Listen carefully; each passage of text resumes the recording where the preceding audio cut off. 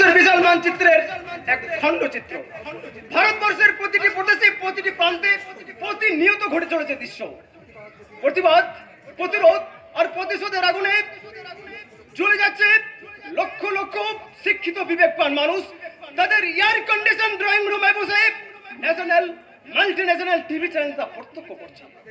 তাদের বিবেক, মনুষ্যত্ব যেন লাশ কাটাখড়ের হিংসিত লাশ। লজ্জা, এ মনুষ্যত্বের লজ্জা, আমাদের জাতীয় লজ্জা। এই লজ্জা বিদেশের বাজারে নিলাম হবার আগে সর্বশক্তি দিয়ে আমি রক্ষা করব।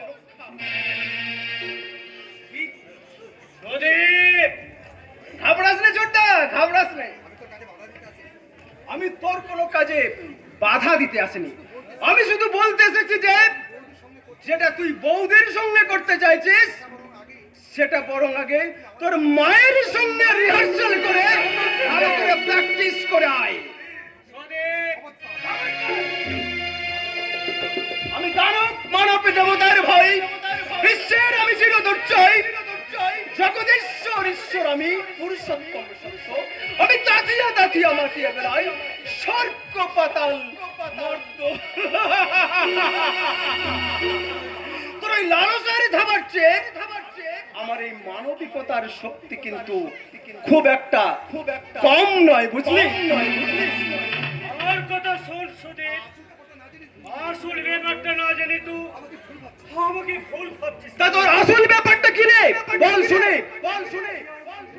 কি আর বলবো সুদীপ, যার পক্ষ নিয়ে আজ তুই আমাকে হাত তুললি, তার আসল পরিচয় তুই জানিস ভাই? তার পরিচয় কত জঘন্য তা তুই কল্পনাও করতে পারবি না ভাই। কি বললি? কি বললি তুই? ওর স্বামী ওই রবি প্রভাতের কাছ থেকে দানপত্র সুখ পায়নি বলে খিদির জ্বালা মেটাতে বারবার আমার লোকটা আমি রাজি হয়নি বলে ওই কামেরই জ্বালায় হঠাৎ আমাকে জড়িয়ে আমি বললাম আমাকে ছেড়ে দাও। মায়ের সমান বাঁচাও বাঁচাও করে চিৎকার করে উঠল। আর তখনই তুই এলি ভাই। তাই তুই সত্যি সত্যি ভাবলি ঠাকুরপো, ছি বৌদি, ছি ছি। বৌদি আর দেওর সম্পর্ক মা ছেলে সমান।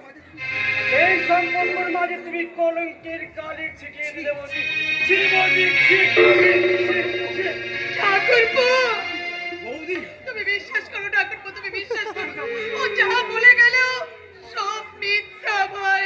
থাক বৌদি থাক, তোমাকে আর কিচ্ছু বলতে হবে না।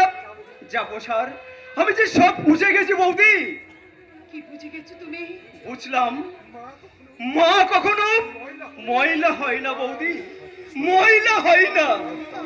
আমি তুমি যে মা, আর যে বাপ দেব দেবীর আসনের স্থান পাই, সেই মাকে কি কখনো কলঙ্কের কালি ছিটিয়ে নোংরা করে চাই বৌদি? ঠাকুরপো, কেঁদো না, কেঁদো না বৌদি, কেঁদো না।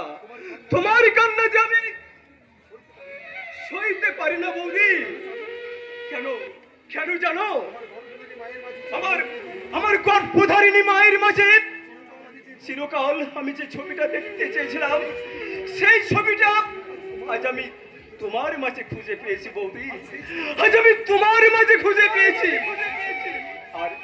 আর সেই ছবিটা আমি কোনোভাবেই, কোনো রকমে আমার এই মাঝখান থেকে হারাতে দেব না বৌদি। কোনোভাবেই, কোনো রকমেই আমি হারাতে দেব না, কোনো রকমেই